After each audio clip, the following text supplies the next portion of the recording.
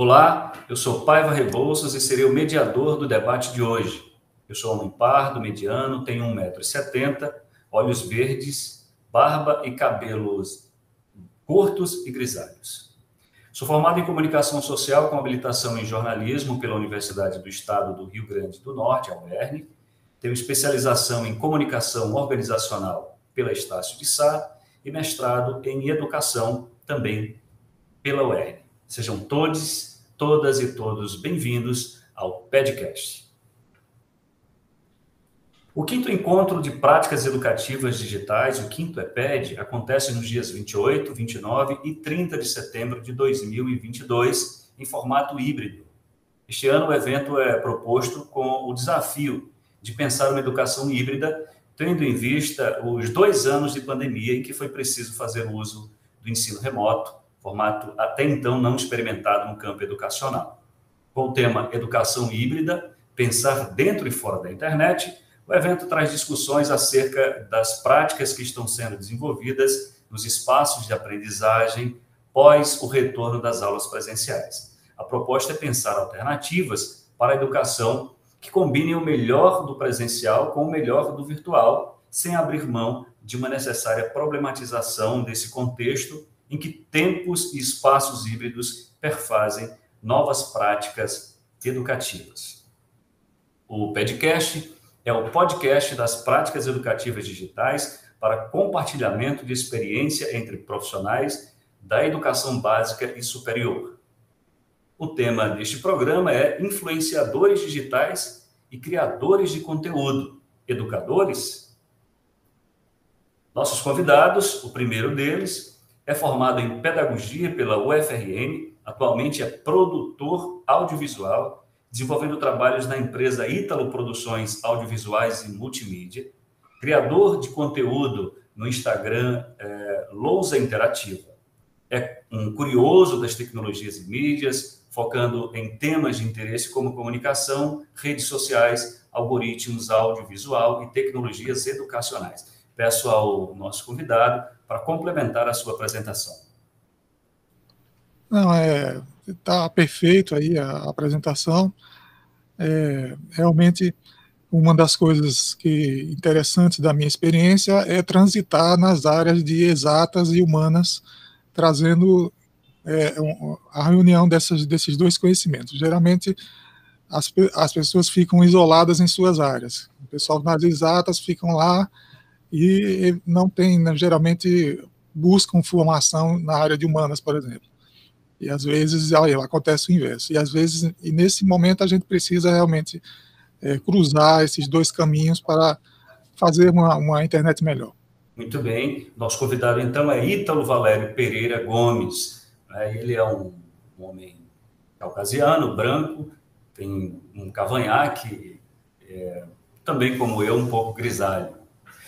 Nossa segunda convidada é a professora do Departamento de História na UFRN, está vinculada ao Programa de Pós-Graduação Profissional em Ensino de História. Ela é a atual diretora do Museu do Seridó, que fica em Caicó.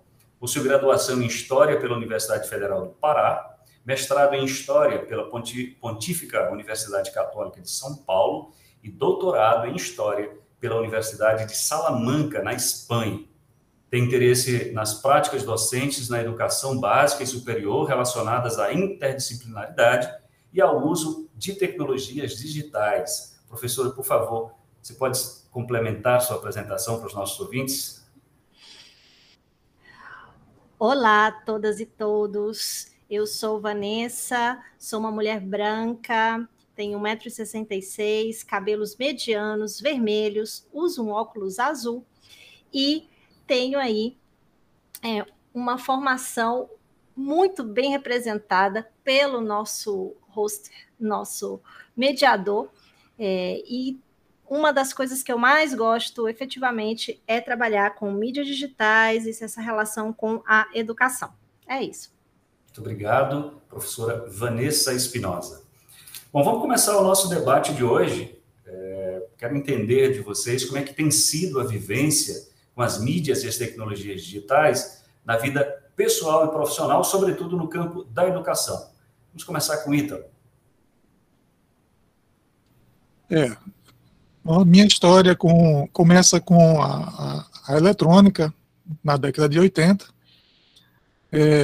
Eu ainda no ensino, ali, nos primeiros anos do ensino médio, me ligo bastante com essa parte eletrônica e tenho desenvolvido um estudo autodidata, me torno técnico eletrônica, sou aprovado numa autorizada, e aí, dentro da autorizada, eu comecei a ter realmente cursos efetivos dentro da eletrônica nas fábricas de áudio e vídeo, né?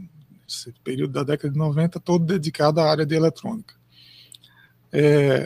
E aí eu vou para as Forças Armadas, e ali eu começo a ter o contato com a programação. Eu fui o único aprovado para trabalhar no CPD da base. Aí, dessa década de 80 ainda, eu começo realmente a ter o primeiro contato com os computadores, e num momento muito especial, onde era muito raro alguém ter algum tipo de equipamento eletrônico, de computador. E assim foi o primeiro alicerce, né, da minha vida profissional, migrando sempre por essas áreas. Quando chega a internet, eu já começo a fazer os primeiros experimentos de tanto visualizar o que existe, né, que praticamente não existia, até os principais jornais, como Le Monde, El País, não tinham ainda inseridos informações nas redes, né. O HTML surge, né, como uma promessa aí de publicação na internet, e eu acompanho esse desenvolvimento, me torno webmaster. E assim à medida que o tempo passa, eu vou me dedicando ainda mais a essa parte de produzir ambientes multimídia, na época do CD-ROMs, né? Quem lembra aquilo ali, botava o CD-ROM e navegava naqueles. Então, eu produzia algumas coisas.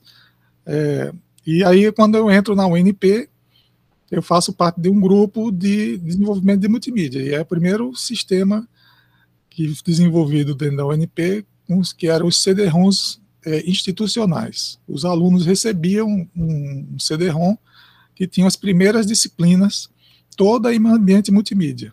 Ele colocava o CD e tinha toda a programação, todo o material que ele teria impresso, ele estava ali no CD já. Inclusive os próprios slides, e na época ainda, eles usavam um pouquinho ainda, as transparências, né? Então, ali foi uma experiência muito fantástica com a educação e o ambiente multimídia. Veio, a internet se consolidou e tal, a banda larga começou a inviabilizar esse tipo de uso do CD, e uma outra equipe assumiu e tal. Bom, aí vamos pulando aí, agora já nos anos 2014, eu tenho aí um processo, né, todo para o audiovisual ali, e agora, ali por 2014, eu passo nos 2 cursos, e por uma obra do destino, né, eu fiz o Enem para pedagogia e rádio e TV. E por obra do destino, eu passei nos 2, porém, por obra do destino, eu matriculei só em pedagogia mesmo, que é uma longa história. Mas concluí o curso, e, assim, o primeiro momento muito interessante foi o uso, né? A gente foi a primeira turma a usar a lousa interativa do Centro de Educação, que tinha sido instalada muito recentemente na época, e a gente programou a primeira aula, assim, usando todos os recursos da lousa, assim, né? Foi muito interessante, uma experiência bastante interessante, em 2014. E aí, de lá para cá, eu me informei, e veio essa questão da pandemia, e algumas particularidades interessantes está ligada à expectativa que se tinha do uso de tecnologias antes da pandemia e durante a pandemia, né? Não faltam publicações pré-pandemia que todo mundo, né, apostava no digital como uma grande revolução, e teve até quem aplaudisse a pandemia nesse sentido, de que a gente iria haver um grande boom, né, forçado, né, imposto pela questão da pandemia e do isolamento social, que o resultado iria vir imediatamente. E o que aconteceu foi exatamente o inverso, né? Os alunos ficaram imediatamente entediados, Não foi só uma questão, não foi só no Brasil, foi um efeito mundial, né?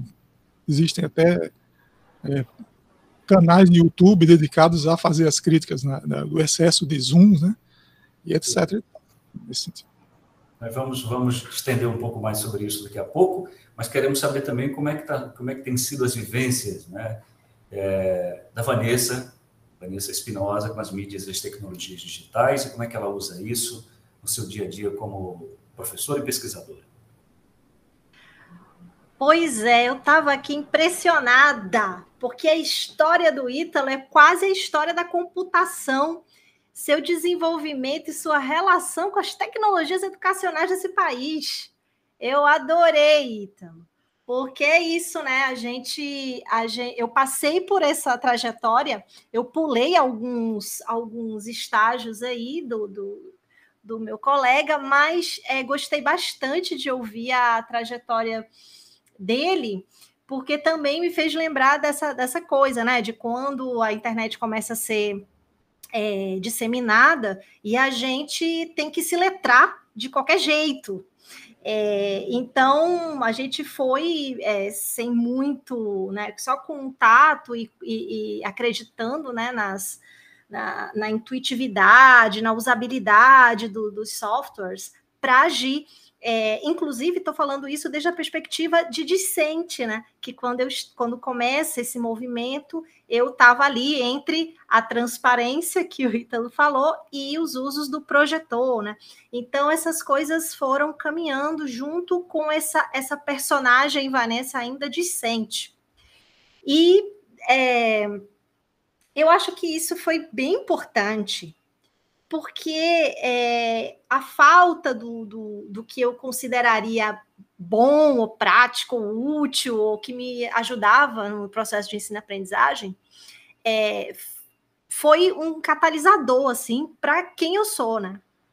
Por que eu tenho esse interesse? Então, desde que chegou a internet, que no caso era discada, né? Quando eu estava ali na minha juventude, mais ali universitária, então, essa coisa toda era incrível, né? Como é que você digita o negócio e aquilo vira impresso, parece um livro, tudo aquele encantamento que é um pouco naturalizado agora, foi passando assim, né? Entregar um trabalho impresso era um negócio luxuoso, né? A gente é acostumado a fazer aquelas papéis com pauta, que acho que vocês aqui vão lembrar dos papéis com pauta que a gente tinha que comprar para responder às provas ou para entregar os trabalhos bonitinho, né, no manual.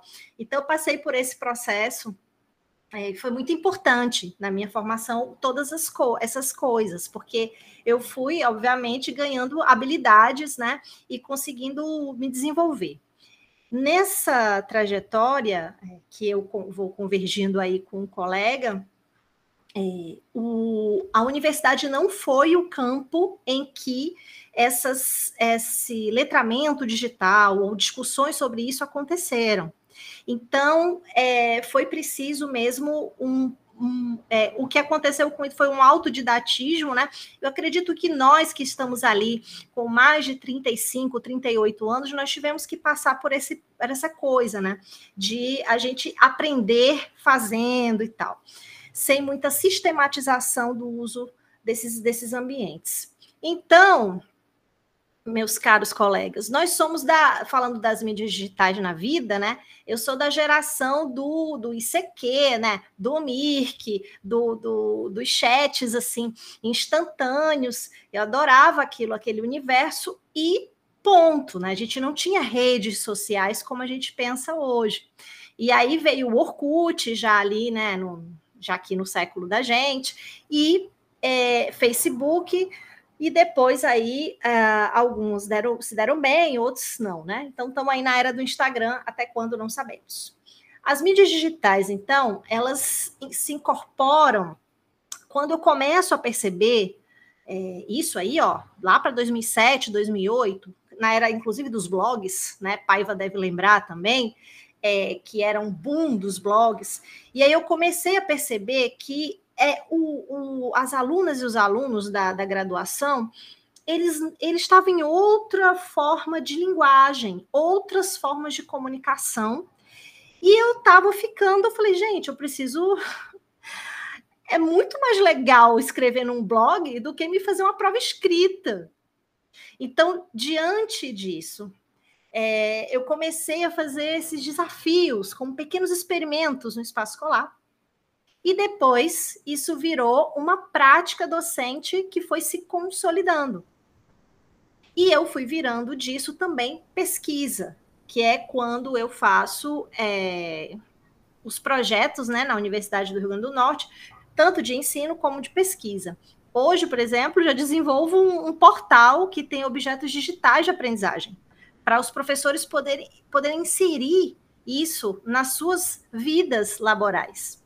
Então, essa é basicamente a minha trajetória, assim, laboral e também humana no cotidiano, assim, totalmente parte das minhas formas de comunicação. É muito interessante que o resgate histórico da nossa vivência com a internet parece uma coisa longa, mas isso é uma coisa que aconteceu em um curto espaço de tempo, né? Agora, como é que vocês avaliam a popularização da internet e o surgimento do professor influencer, Ítalo? Eu, quando fui convidado, né, na verdade, eu me convidei praticamente, porque na reunião eu disse, olha, esse tema aí foi citado no grupo, né, alguma coisa sobre essa questão dos conteúdos na internet, e eu disse, olha, isso aí eu já venho pesquisando e fazendo observações desde muito tempo, e é um tema recorrente e urgente, para se tratar para ontem. Com muito atraso, a gente está discutindo isso aqui agora. E para isso eu preparei, praticamente acabei quase escrevendo um artigo para me preparar para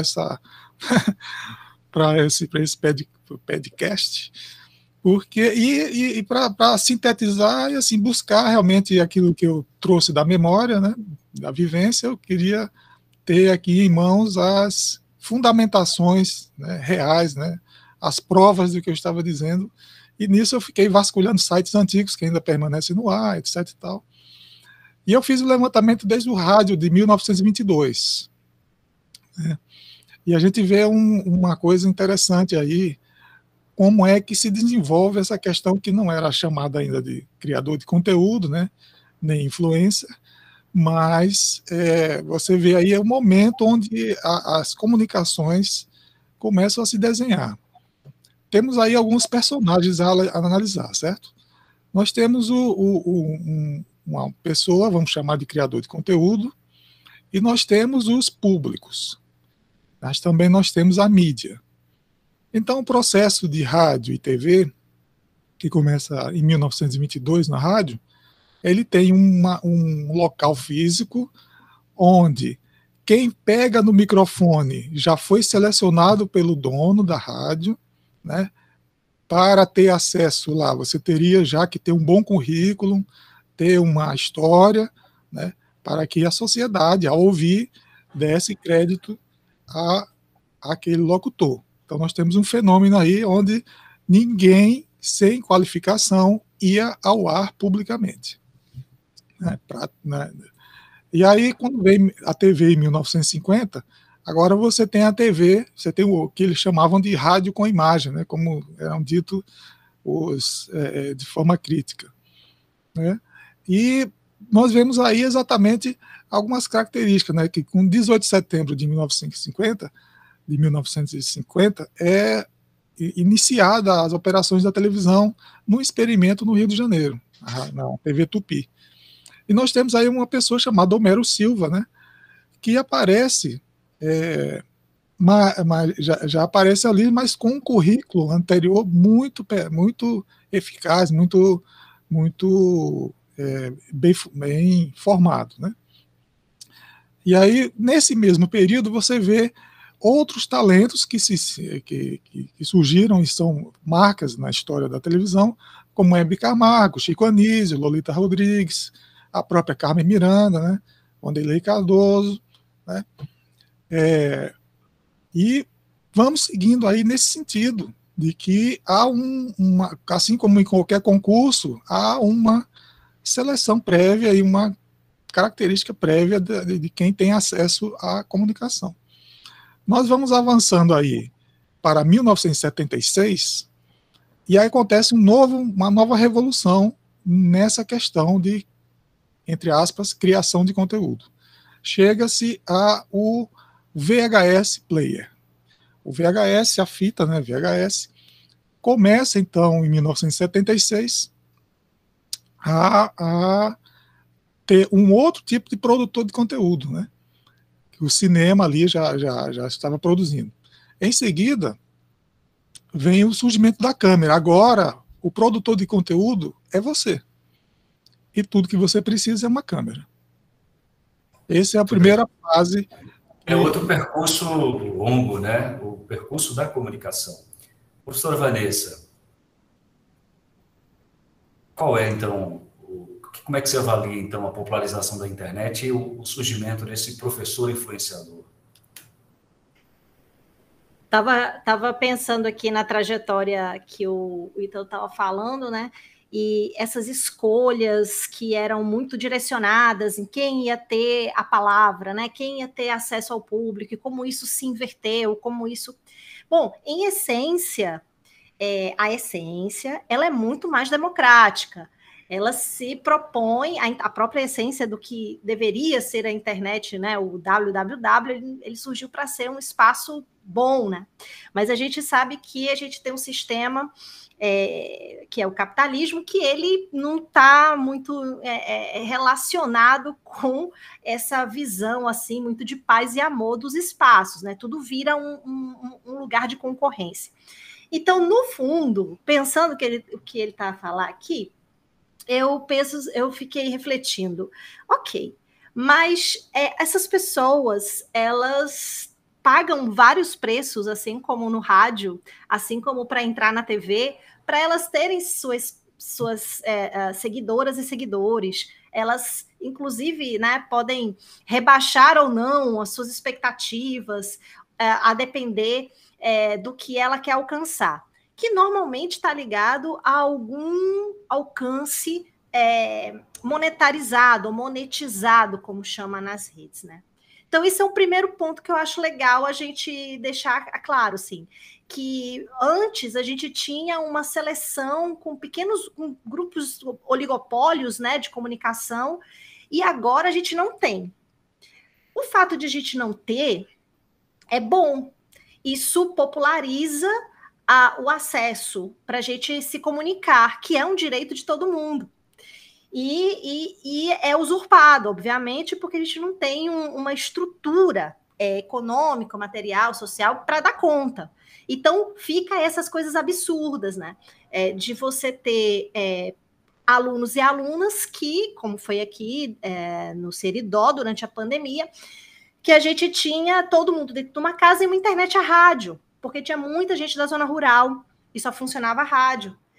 E aí você tem, ou seja, o acesso ele é relativo, né? Então, isso é uma contradição enorme, que o sistema está aí para isso mesmo.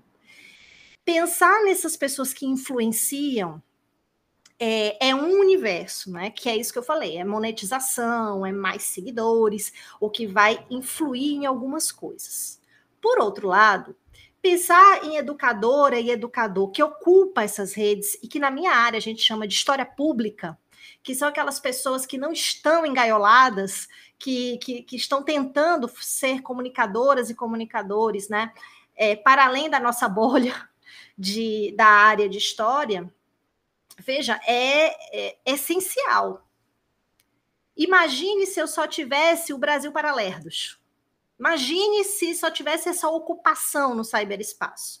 Aí é que a gente ia estar mesmo numa situação de discrepância em relação a esses usos do espaço que são ideológicos. Não adianta a gente achar que tem alguma coisa neutra, né? Se você vai olhar uma notícia da agência X, ela é totalmente diferente da agência Y, é só você ver qual é a linha ideológica dela. E como educadoras e educadores, ocupar esse espaço é importante. Agora, aquilo também que a gente pensa, né? Mas aí, criador de conteúdo educacional é diferente de ser influente, assim, É diferente ser um influenciador ou um influenciador. É claro que um educador pode ser, né? Ele pode ser um influenciador ou influenciadora, obviamente. Sempre tem os famosinhos, por exemplo, na minha área. Não, a provocação é só para lhe ajudar, inclusive, talvez até você continuar a sua fala, pode ser mesmo, pode continuar. O que você acha que pode ser o papel, mas também o desafio de um professor ou professora influenciador ou influenciadora? Que esse pode ser um desafio? Qual é o desafio? Qual é? Então, primeiro porque eu vejo que tem ainda uma certa, esse ranço iluminista de achar que a escola, instituição, é o único lugar possível para a educação. Eu acho que ainda é esse ranço do iluminismo, de a gente estar achando que nós é que sabemos, porque estamos dentro da academia. Eu acho que a gente acreditou tanto nesse negócio que a gente ficou encastelado, e aí a gente não fala com ninguém mais. E aí as pessoas que não são da área, elas vão ocupando esses espaços que a gente não ocupa. Então, esse é o primeiro desafio. A gente percebeu que as pessoas não ocupam. E agora? Né? Agora a gente tem vários influenciadores fascistas. E agora? O que a gente faz com isso? Então, acho que esse despertar da ocupação foi o primeiro alerta, primeira coisa. Segundo foi, como fazer isso? Nem todo mundo é igual o colega Ítalo, que está ali, que tem uma trajetória no audiovisual, e etc. Então, a pessoa tem que pensar, enquanto educador no digital, como produzir conteúdos que estão dentro daquela linguagem, daquela plataforma ou daquela rede social que ela se propõe a comunicar. Então, então são letramentos diversos no digital, para além da habilidade de você saber, Paiva, por exemplo, que se eu soltar hoje, que é um pouco algo da comunicação, do jornalismo, né? Se eu soltar hoje uma notícia sobre independência, vai dar um hype, e se eu não fizer isso, eu vou ficar ali navegando em águas tranquilas, não vou subir nenhuma onda, né? Então, eu não vou ter um alcance. Então, tem essa sabedoria em vários, acho que é outro desafio. Eu estou aqui sistematizando, mas assim, também não sei se Ítalo concorda, se você concorda. Pois é, Ítalo. O que você pensa sobre isso? Eu acompanhei aqui o raciocínio de Vanessa, concordo plenamente no que ela falou, mas eu tenho uma linha de fatos que se conectam desse período que eu comecei a falar lá do período da rádio, e Vanessa também foi muito feliz a apresentar o raciocínio dela, né, e fazer essa questão de que a pessoa realmente se coloca em situações, né, para se manter, né, no caso. Mas aí vem uma sucessão de fatos e de efeitos sociais e sociológicos, desde o período lá do VHS, quando eu já ia começar a falar, que é aquele momento onde aquela câmera, aquela vontade de ir para a TV se torna real, embora dentro de casa. Isso é uma coisa interessante, porque aquelas brincadeiras, pegadinhas, os momentos de falação de bobagens, né, as intimidades, né, as dancinhas, tudo isso era privado e era muito tranquilo, né? Não havia nenhum tipo de problema, são a vida privada de cada família. Esse efeito do VHS causa uma coisa muito curiosa, que eu vou abrir aqui, eu acho que poucos brasileiros conhecem essa história, e talvez até no mundo inteiro também não desconheçam, sobre essa questão de gerar conteúdo. Em 1976, veja bem, o VHS estava acabando de ser criado como indústria de um equipamento que você poderia gravar aquilo que estava sendo transmitido pelas TVs. A Universal Studios e o Walt Disney entram pesado com uma ação contra a Sony, com multas pesadas contra ela e tudo mais, porque para eles não fazia, era um crime a construção do videocassete, porque eles lucravam com os filmes. Temos aí um grande produtor de conteúdo, profissionalíssimo, né, que não queria que os seus lucros fossem atingidos. E realmente foi uma coisa muito interessante que aconteceu. E, resumidamente, essa história termina em 84, com essa guerra judicial. A Sony sai vitoriosa e graças a um ator que entrou no dia da audiência e justificou uma coisa interessante. E aqui, para encerrar essa parte, eu vou citar aqui o precedente jurídico que foi gerado, que vai servir também para a gente trabalhar nossa linha de raciocínio. O fato da tecnologia possibilitar o uso ilegal, no caso do VHS, a pirataria, não pode ser responsabilizada pela ilegalidade que o usuário comete. Aí veja que ponto.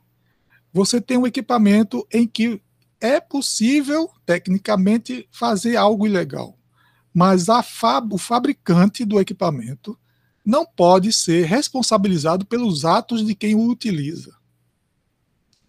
Então, nós vamos aí utilizar esse precedente para analisar o que acontece nesse processo até os dias de hoje com o advento das redes sociais e a grande guerra da monetização que Vanessa já introduziu.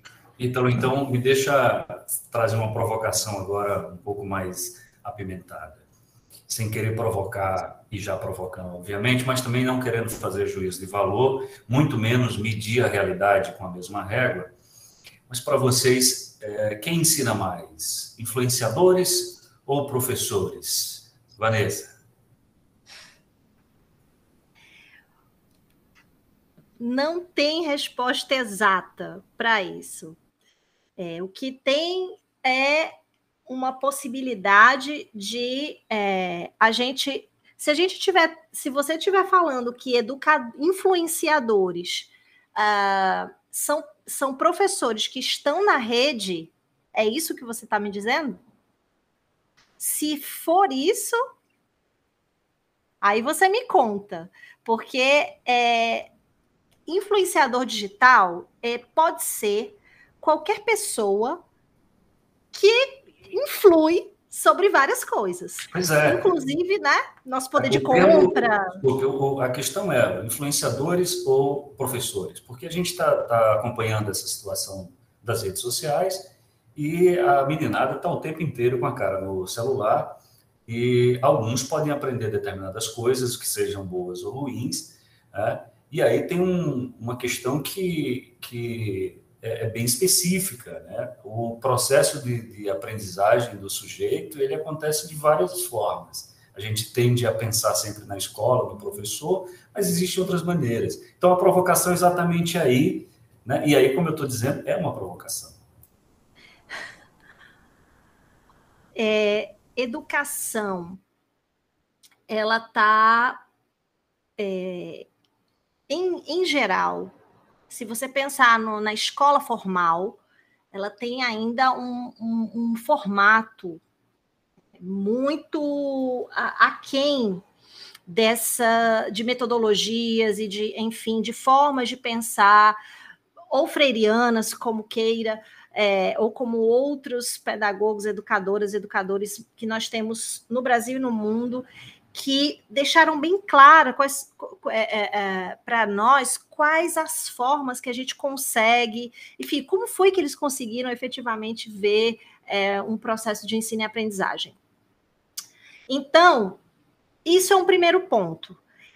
A presença de educadoras e educadores no espaço digital, influenciando e tal, é um primeiro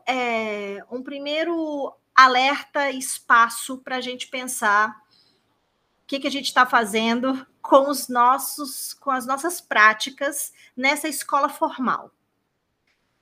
Tem um outro lado, que é um nicho de profissionais que não são absorvidos e absorvidas as colegas pelo ensino formal, ou a considerar que esse ensino formal, o que eu quero dizer ele não está pautado numa lógica curricular estrita, né? A pessoa segue o currículo, enfim, sabe que as pessoas estão dentro das escolas e precisam do currículo. Então, de alguma forma, ele conversa com o currículo. Mas ele não está naquela formalidade, né? Das notas, da avaliação e todas as coisas que nós temos o trabalho de construir no espaço escolar.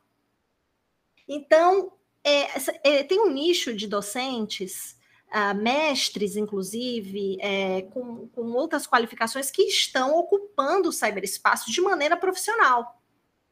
Aí eu vou dizer o quê? Que ele não ensina, que o conteúdo dele não é tão bom, porque... Então, eu não consigo dizer isso para essa pessoa, assim, eu não desqualifico isso porque ela está ali. E eu acho que desqualificar é o primeiro sinal de que a gente não se libertou do encastelamento que eu falei antes, sabe?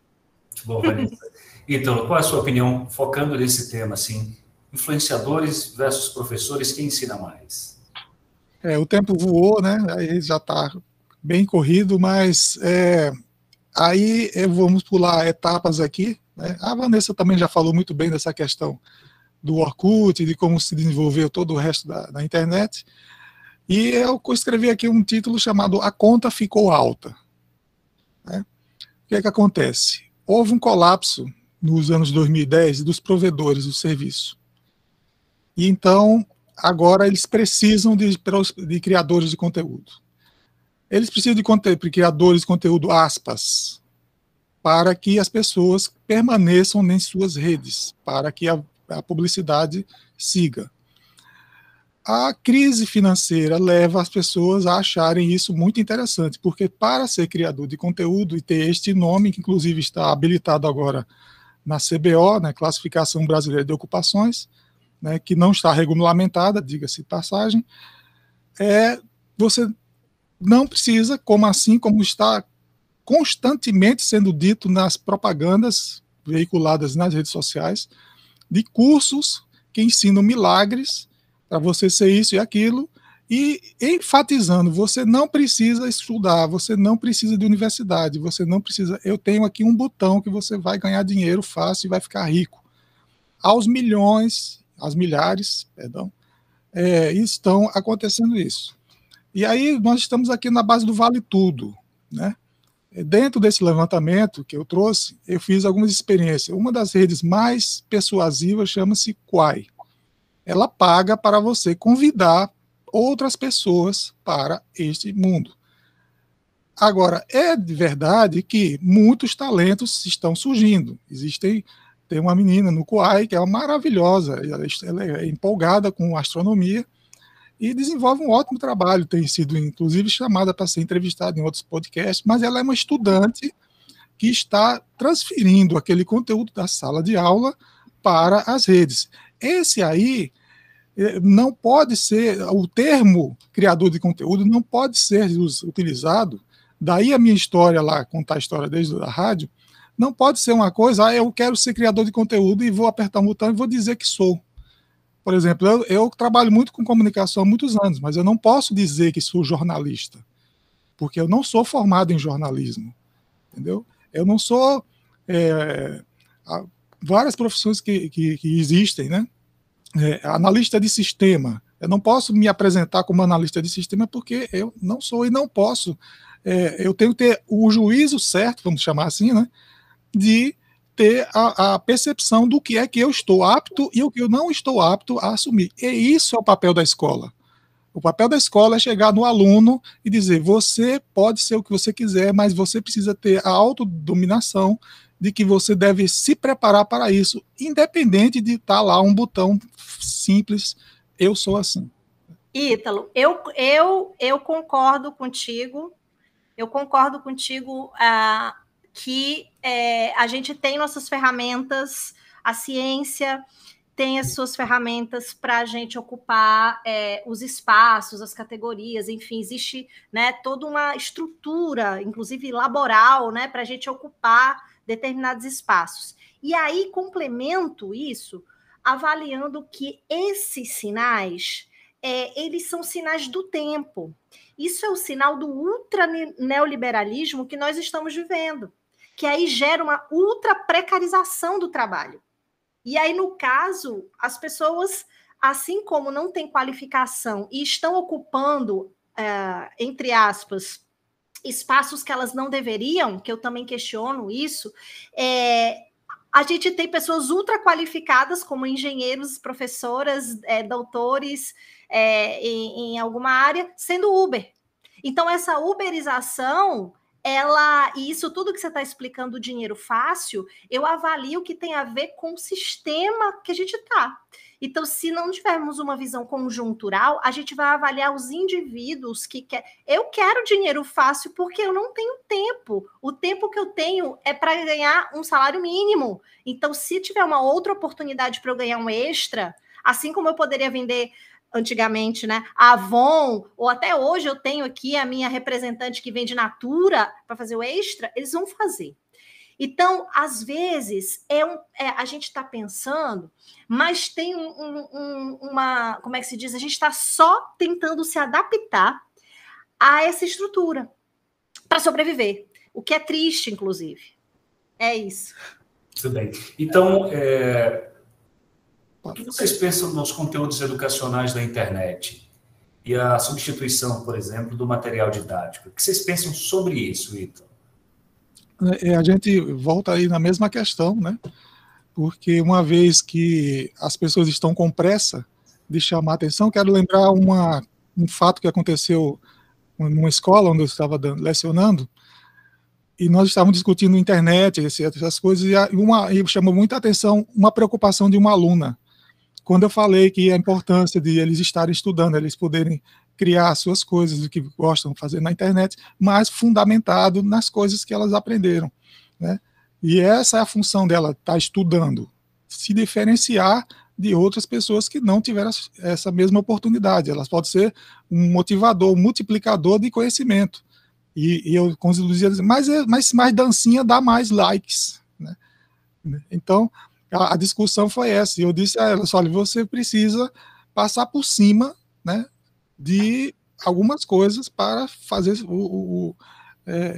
fazer funcionar a internet. Infelizmente, vários vídeos aí, quem fizer vídeo educacional, esse aqui será um, com certeza, que vai demorar um tempão a chegar em 100, né, visualizações e tal.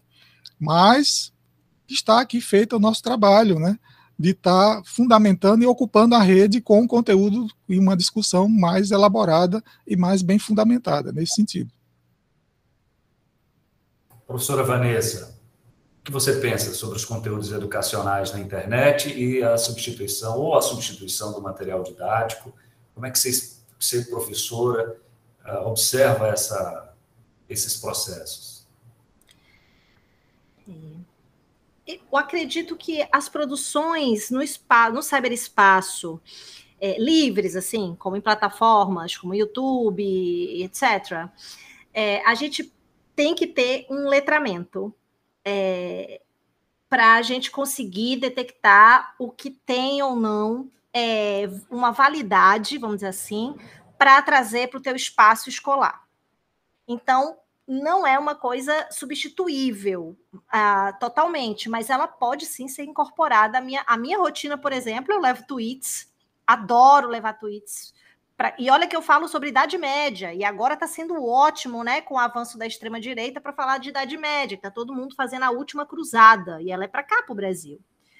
E aí, nesse sentido, eu acho que dá para a gente ter esse filtro. Ah, mas aí minha aluna, meu aluno, adolescente e tal, não sabe fazer a diferenciação. Ótimo, ele traz isso para o espaço escolar e você vai trabalhar esse letramento digital, para que ele olhe, para que ele tenha ferramentas para aquilo se desenvolver, e aí o próximo ele já vai olhar de outra forma. O próximo filme, ela já vai ver de outra forma. Então, eu uso isso como aliadas e aliados no espaço escolar. Hoje, a gente já tem propostas de pensar livros didáticos com também objetos de aprendizagem digitais. Então, mas então esse é qualificado, porque passou por vários, sim. Mas quando não for, também não são excluíveis. Eu vejo dessa forma. Vanessa falou uma coisa importante aí sobre essa questão inclusive o próprio Rebouças fez uma provocação muito interessante. No período do ICQ, nos anos 90, a gente conseguia conciliar, descobrir se uma coisa estava com credibilidade ou não, a partir da própria aparência da postagem. Aquilo ali já induzia certamente que aquela qualidade daquele produtor não estava aquém ou com pouca credibilidade. Com as questões dos modelos prontos, dos templates, das ferramentinhas digitais, tipo Canvas, agora qualquer pessoa monta aquilo ali e você não consegue mais, pela imagética, prever a credibilidade ou não daquela informação. Isso complica ainda mais para quem não é letrado em mídia. Uhum. E como o nosso tempo é curto, eu vou só aqui adiantar só uma coisa aqui, porque para encerrar minha fala, é a questão de que essa promessa da receita sem estudo e sem trabalho está aí e está plantada, e cabe a nós salvar quem puder salvar. Eu tenho aqui um site de inteligência artificial para criar conteúdo. E o site assim, descaradamente ele diz, se você não está criativo, você não sabe o conteúdo, nós criamos para você. Apenas coloque as palavras-chave e nós vamos criar o texto para você, com todas as palavras-chave que tem mais audiência, conforme o que ele buscou lá nos Trend Topics. Esse é um desenho de um desastre, que termina aqui, encerrando já um pouquinho, de certa forma, a minha fala, com um vídeo da DW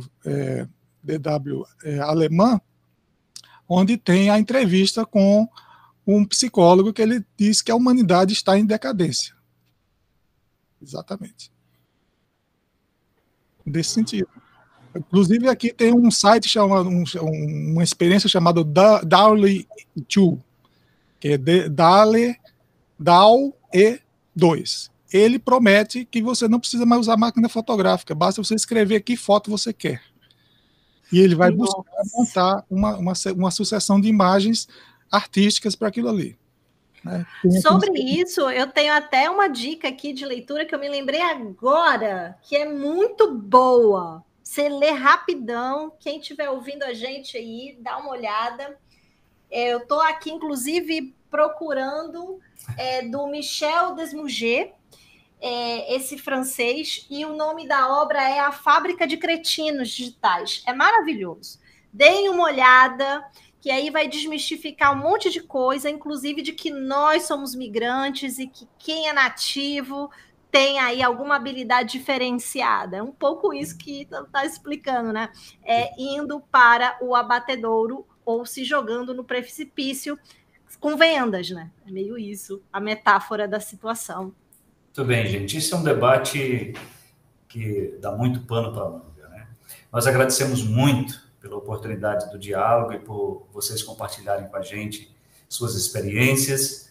Hoje nós discutimos no podcast o tema influenciadores digitais e criadores de conteúdo educadores. Aí nós temos mais um minutinho para nos despedir dos nossos convidados. Ítalo Valério Pereira Gomes, pedagogo e criador de conteúdo no Instagram, do conteúdo Lousa Interativa. Muito obrigado por sua presença, Ítalo. Obrigado a participação de todos aqui. Eu espero que a gente tenha contribuído para a discussão. Quando eu fui chamado, eu disse, olha, prepare, porque esse podcast tem que ter 4 horas de duração. 1 hora não vai dar. E dito e feito, né? É um prazer enorme de conhecê-la, Vanessa, e os demais aqui, o José Rebouças também, Cibele, um prazer enorme estar com vocês aqui. Espero que a universidade contribua e consiga vencer esses desafios. Vanessa Espinosa, professora do Departamento de História da UFRN, do Programa de Pós-Graduação em Ensino de História e atual diretora do Museu do Seridó. Muito obrigado por sua colaboração, Vanessa. Obrigada a todas e todos, a você, nosso host, Paiva Rebouças, ao Diálogo com o Ítalo, a esse evento que sempre está propondo alguma coisa, um formato diferente, fazendo a gente sair dos nossos quadradinhos. Muito obrigada pela oportunidade. Para saber mais, conteúdos relacionados a tecnologias digitais e ensino, vocês podem me seguir, @vanessaespinosa.ufrn. Muito obrigado. O podcast é o podcast das práticas educativas digitais para compartilhamento de experiência entre profissionais da educação básica e superior. Obrigado pela audiência e até o próximo programa.